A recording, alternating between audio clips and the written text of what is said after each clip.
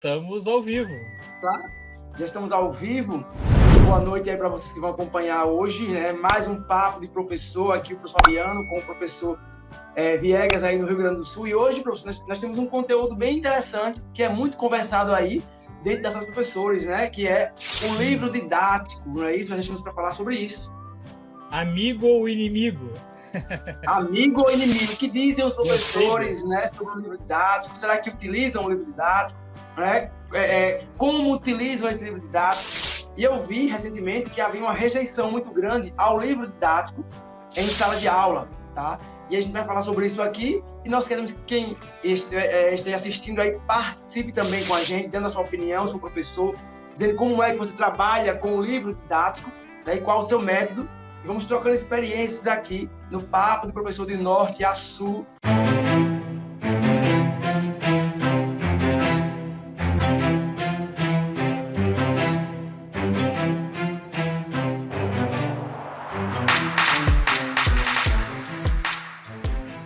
Eu tenho a minha opinião bem formada com relação ao livro didático, e sabe que eu me surpreendi lendo, depois tu vai ver ali as respostas do pessoal, né?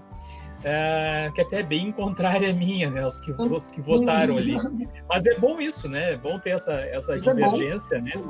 Eu sou bem reticente em relação ao livro didático, né, Fabiano?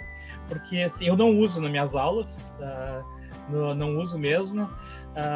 Porque eu acho que a linguagem do livro didático, os exemplos, principalmente na matemática, não posso responder por outras disciplinas, e acho até que para as disciplinas das áreas humanas, o livro didático ele ajuda mais.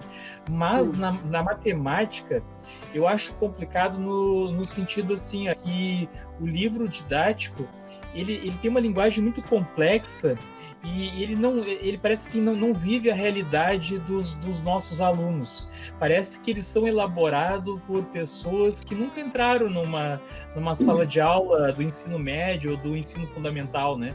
Eu posso falar mais de ensino médio, né? Porque eu não sou professor de ensino fundamental. Então eu acho assim que a maioria desses livros aí, eles são elaborados por pessoas muito teóricas ou professores de universidade, né? Então, eu acho que fica muito... É uma crítica mesmo, muito longe da nossa realidade. Então, por isso, eu, particularmente, eu não uso o livro didático. Talvez eu use mais assim a nível de própria pesquisa minha, né? Auxílio na elaboração das minhas aulas. Mas na hora de fazer os exercícios, eu acho muito complicado tu usar o livro didático, porque o livro didático ele apresenta um exemplo, e depois quando vai propor o exercício para os alunos, não são nem parecidos muitas vezes com os exemplos, né? E aí isso complica muito, porque eles imaginam que o aluno vai conseguir fazer, né, se mudar o exemplo ali, e isso não acontece. Parece a brincadeira do Enem, né? O exemplo é fácil, mas na hora do exercício não é tão fácil assim, fica muito além. Antes de dar a minha opinião, professor, deixa eu só falar aqui um pouquinho sobre o livro didático. O livro didático é um recurso pedagógico, gente, certo? Um recurso pedagógico. Ele tem que se moldar a sua aula, né? Para quem utiliza o livro didático, não você se moldar a aula dele. Professor, falo por mim, o uso do livro didático para a área de humanas é mais fácil. Ele é um recurso muito mais utilizável. Concordo com relação à matemática, já fui olhar também, e já fui aluno, e como aluno você sente isso, né? Faz uma questão fácil, mas na hora do exercício é questão totalmente diferente. Só um pouquinho de história. O livro didático chegou no Brasil em 1820 com a família real. Não sabia. Quando veio para cá. Só em 1929 ele passou a ser distribuído pelo Instituto Brasileiro de Livros, né? O IBL. Em 1929, olha que interessante, bem na quebra da Bolsa de Valores, né? O mundo da depressão. Em 85, esse livro didático passou a ser utilizado em todo o Brasil pelo Plano Nacional de Educação, do livro, né? E o que é interessante, a partir de 85, o professor escolhia o livro que queria utilizar. Isso é um avanço, né? Nós escolhia o que queria utilizar e também aquilo que não queria utilizar, certo? Em 97, ele passou a alcançar todo o território nacional.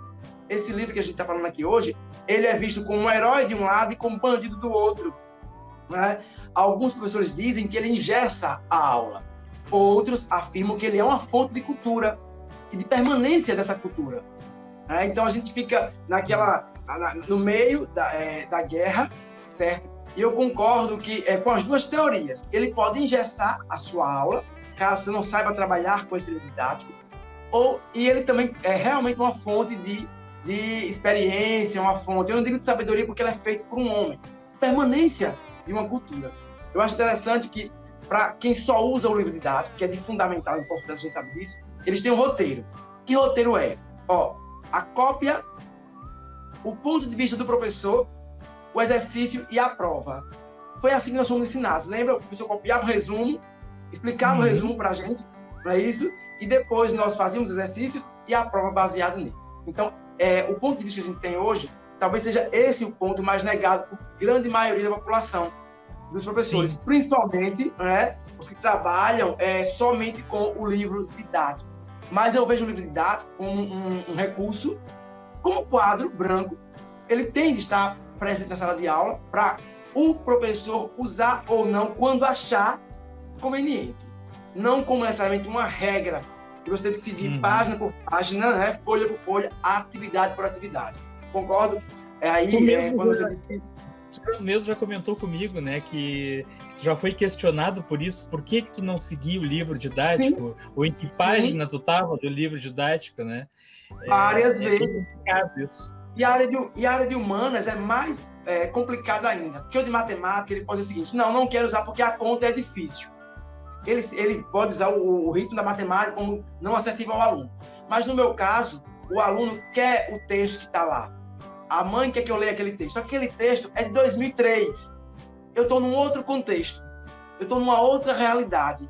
Aquele texto é uma informação, às vezes banal, que eu tenho informações com textos mais recentes na internet, onde eu possa trabalhar todo um conteúdo social e as minhas regras de língua portuguesa, certo?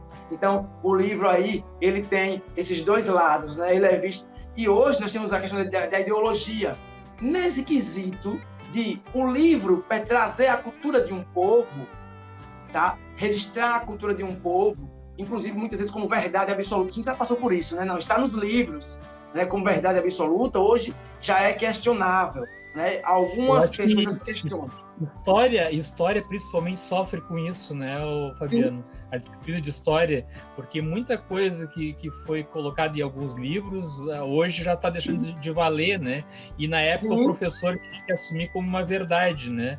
Ele tinha que explicar aquilo como uma verdade absoluta, né? Que ninguém podia dizer. Aqui todos nós passamos por algum momento que ia perguntar para a professora dizia assim, mas está no livro, e nós voltávamos, porque estava realmente no livro. É verdade. Eu só não vejo ele com muita utilidade atualmente no contexto que se encontra o ensino médio, né, Fabiano? Como os nossos alunos estão chegando. Eu não posso falar de ensino fundamental, porque não sou professor de ensino fundamental, falo mais uma vez aí, mas eu não sei o que acontece muitas vezes no ensino fundamental, que os alunos chegam no ensino médio com falta de base. Né? Vou te dar um exemplo simples, tá? Troca de operações, que é uma coisa básica. Como é que eu quero que o aluno estude lá um polinômio se ele não sabe inverter, não sabe que de um lado está multiplicando, passa para o outro dividindo, que de um lado está somando, passa para o outro subtraindo? Tem alunos que não sabem isso.